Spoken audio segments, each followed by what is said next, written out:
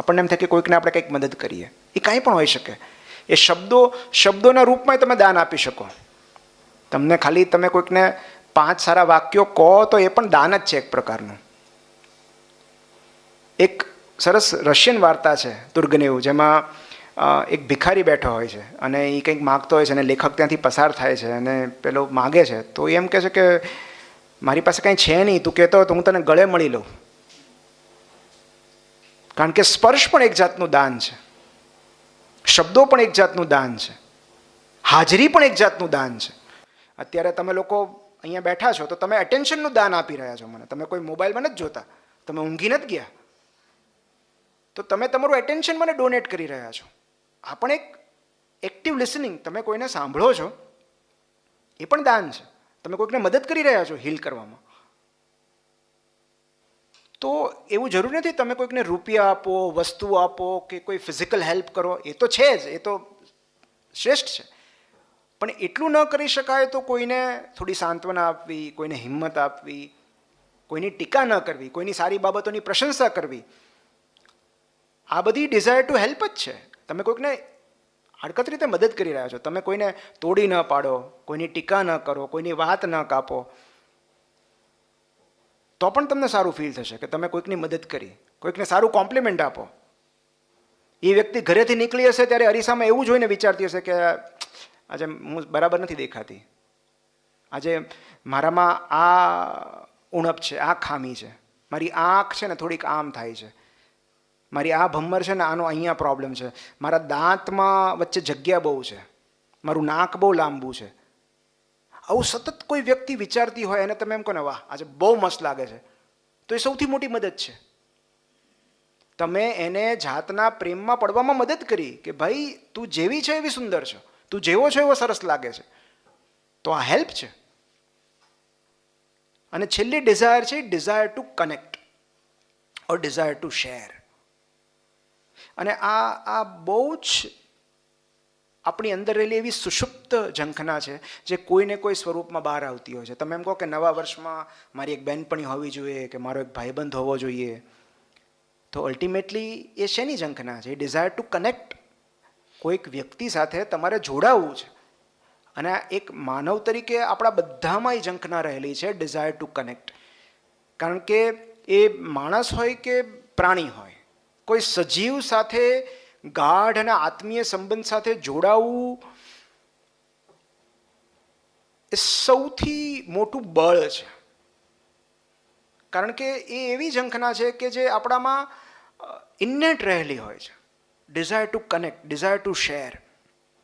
જ્યારે પણ તમે કોઈ પ્રાણી સાથે કે કોઈ મનુષ્ય સાથે, એ કોઈ પણ હોઈ શકે, કશુંક શેર કરો છો, એની સાથે જોડાઓ છો આત્મીયતાથી, તો એ તમને બળ આપે છે, તમને એ વધુ સભર બનાવે છે.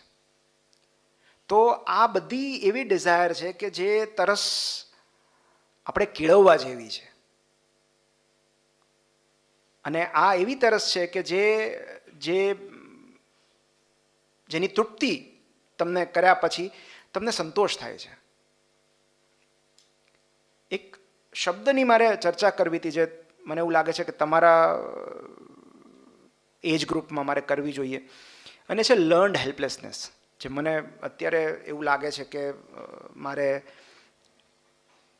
યુવાનો સાથે આ ખાસ ડિસ્કસ કરવું જોઈએ. કારણ કે જ્યારે હું તમને જોઉં છું ત્યારે મને એવું લાગે છે કે મને જ્યારે પણ તક મળે ત્યારે હું આ વિશે વાત કરું. એક હું પ્રયોગની વાત કરું છું અને પછી, કારણ કે ઘણા બધા લોકો મને એવું કહેતા છે કે પણ સર અમે આ નથી કરી શકતા, આ કેમ કરી શકીએ, આ તો મારા કંટ્રોલમાં જ નથી, આ મારા હાથમાં જ નથી.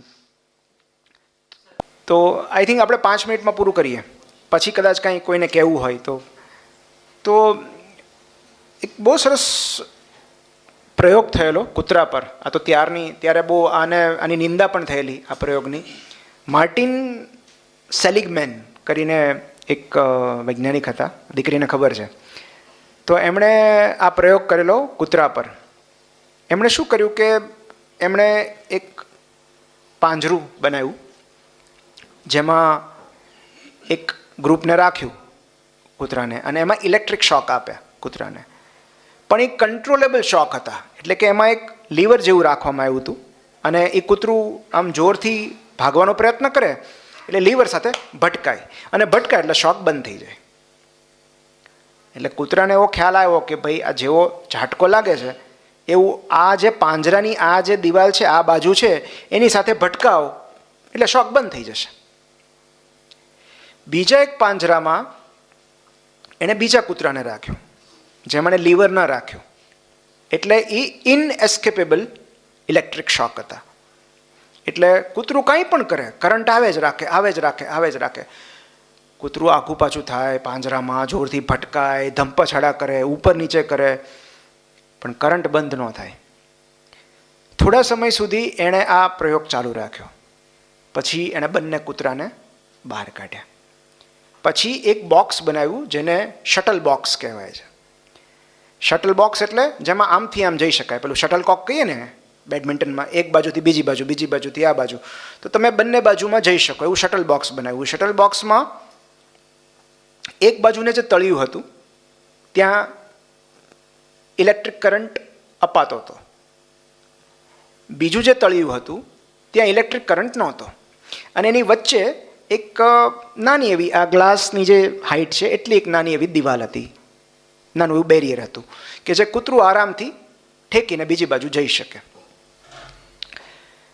તો જે કંટ્રોલેબલ ઇલેક્ટ્રિક શોકવાળું કૂતરું હતું કે જેમાં લીવર હતું, એને જ્યારે આ બાજુ મૂકવામાં આવ્યું અને એને શોક આપવામાં આવ્યો તો એ કૂતરું તરત પેલું જે બેરિયર હતું એ ઠેકીને બીજી બાજુ ચાલ્યું ગયું કે જ્યાં એને કરંટ નથી લાગતો. જ્યારે બીજું જે કૂતરું હતું જે ઇનએસ્કેપેબલ ઇલેક્ટ્રિક શોકમાં હતું, એને આ બાજુ જ્યારે મૂકવામાં આવ્યું ત્યારે એને 1 વાર, 2 વાર, 3 વાર, 4 વાર, 5 વાર વારંવાર શોક આપવામાં આવ્યા, પણ એ બીજી બાજુ જઈ શકતું હોવા છતાં એ બીજી બાજુ ન ગયું, કારણ કે એનામાં લર્ન્ડ હેલ્પલેસનેસ ડેવલપ થઈ ચૂકી હતી, એટલે કે સ્વીકારી લીધેલી લાચારી. એને એવો ખ્યાલ આવી ગયો કે ધમ પછાડા કરીએ છીએ તો એ કરંટ તો લાગે જ છે, શોક તો લાગે જ છે ગમે એ કરવાથી, તો પછી શું કામ બીજી બાજુ જવું. અને આ એક એવો ક્રાંતિકારી પ્રયોગ હતો જે આજની તારીખે કેટલા બધા મનુષ્યોમાં હોય છે, લર્ન્ડ હેલ્પલેસનેસ, કે પણ હું શું કરું, પણ મારાથી કઈ રીતે થાય. તો આ લર્ન્ડ હેલ્પલેસનેસ છે. અને એની સામે એક આવો શબ્દ છે લર્ન્ડ ઓપ્ટિમિઝમ, જેના પર આખું પુસ્તક લખાયેલું છે કે જો તમે લાચારી શીખી શકો તો તમે ઓપ્ટિમિઝમ પણ શીખી શકો, આશાવાદ પણ શીખી શકો. અને આમાં તો એકચ્યુઅલી આ બાળકોમાં ક્યાંથી આવે છે, એડલ્ટમાં ક્યાંથી આવે છે, તો એની પાછળ આખો ઇતિહાસ છે. ઘણીવાર ઘરનું વાતાવરણ એવું હોય, નિશાળનું વાતાવરણ એવું હોય કે બાળક એવું સમજી લે હું ગમે એ કરું મને માર તો પડવાનો જ છે, હું સારું વર્તન કરું તોય પપ્પા મારે છે, ખરાબ વર્તન કરું તોય પપ્પા મારે છે. તો ક્યાંક ને ક્યાંક આપણા ઉછેર દરમિયાન કે આપણી આસપાસના વાતાવરણમાંથી આપણે આ લર્ન્ડ હેલ્પલેસનેસ ગ્રહણ કરી લઈએ છીએ, અને પછી આજીવન આપણે એવું વિચારીએ છીએ કે આ શોખ તો લાગતા રહેશે, આપણે કાંઈ જ નહીં કરી શકીએ. તો હકીકતમાં આ લર્ન્ડ હેલ્પલેસનેસમાંથી આપણે લર્ન્ડ ઓપ્ટિમિઝમ તરફ જવાનું છે. એટલે હું તમને બધાને વિનંતી, એક આ કહેવાનો ઉદ્દેશ્ય એ છે કે હું બહુ એવું બોલ્ડ સ્ટેટમેન્ટ નથી કરતો, પણ we can make hour destiny, આપણું ભાગ્ય આપણે નક્કી કરી શકીએ છીએ. એવા પર્યાપ્ત પુસ્તકો મેં વાંચ્યા છે કે જેમાં એવું સિદ્ધ થયેલું છે કે તમારું ભાગ્ય, તમારું નસીબ તમે જાતે લખી શકો છો. તમે કેવું વિચારો છો, તમારા સબકોન્શિયસ માઇન્ડને કેવા આદેશો આપો છો, કેવા દિવા સ્વપ્નો જોવો છો, કેવું વિચારો છો, એ પ્રમાણે તમારી રિયાલિટી નક્કી થશે. તમારી વાસ્તવિકતા તમારા વિચારો બનાવે છે. અને એટલે જો તમે એવું માનશો કે આ હું લાચાર છું, મારાથી કશું જ થાય એમ નથી, તો આ જીવન તમે પહેલાં કૂતરાની જેમ એક જ બાજુ રહેશો, બીજી બાજુ નહીં જઈ શકો. વચ્ચે હકીકતમાં એવું કોઈ આડસ છે જ નહીં કે તમે ન જઈ શકો. એટલે આ બધું કન્ડિશન્ડ માઇન્ડ છે, જેના કારણે આપણે આ લાચારી સ્વીકારી લીધેલી છે. હકીકતમાં એવું ઘણું અગ્રી કે એવું ઘણું બધું છે જે આપણા કંટ્રોલમાં નથી હોતું, પણ એવું ઘણું બધું છે જે આપણે કરી શકીએ છીએ, ને એ તો આપણે કરવું જ જોઈએ. સ્ટોઇકિઝમમાં એને ડાયકોટોમી ઓફ કંટ્રોલ કહેવાય છે. એટલે શું તમારા નિયંત્રણમાં છે અને શું નથી, જો એની સ્પષ્ટતા આવી જાય તો બહુ સરળ થઈ જાય બધું. તો એક આ વાત હતી. અને છેલ્લી વાત એ કે મારે જ્યારે મેં ખાસ કરીને જ્યારે આ યર પૂરું થાય છે ત્યારે કે બેઝિકલી આપણને છે ને હેપી એન્ડિંગની આદત નડે છે. કે મારી જ્યારે નવલકથા એક આપણા જણ કરીને એક નવલકથા છે જે જ્યારે લખાતી હતી, જ્યારે પૂરી થઈ ત્યારે મેં પપ્પાને સૌથી પહેલાં હું મારા પપ્પાને વાંચવા આપું કે ભાઈ તમે આમાંથી ભૂલ શોધી દો, કારણ કે એ મારા સૌથી ભરોસાપાત્ર વિવેચક છે. માય